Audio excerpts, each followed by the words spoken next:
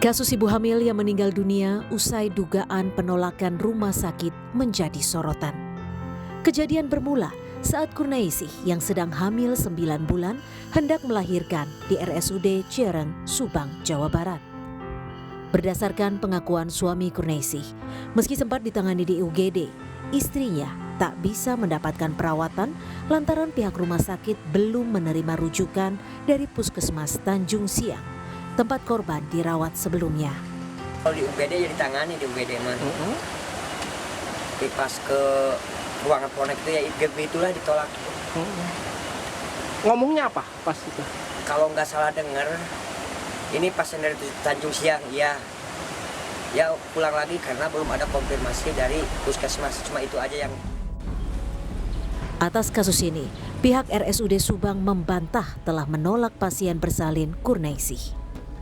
Direktur Utama RSUD Subang, Ahmad Nasuhi menyebut, pihak rumah sakit tak bisa melakukan penanganan medis berupa operasi kepada pasien lantaran ruang ICU sebagai tempat penanganan pasca operasi sudah penuh. Diinformasikan lewat bidan yang membawa pasiennya, ya, bahwa kondisi ICU penuh. Ya. Apakah hubungannya ICU penuh dengan kondisi pasien? Ya.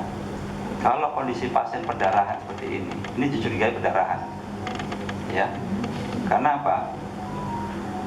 Karena urut pijat itu, ya, sehingga dikhawatirkan adanya lepasnya ari-ari sebelum waktunya. Sudah dikasih tahu harus nyari ICU, kita penuh, ya.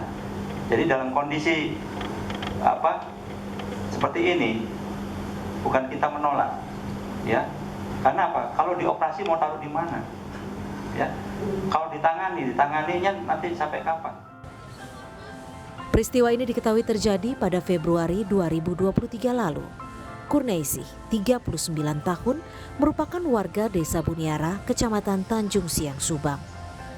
Kurnaisih meninggal dunia bersama anak dalam kandungannya setelah tak bisa menjalani perawatan di RSUD Ciareng, Subang.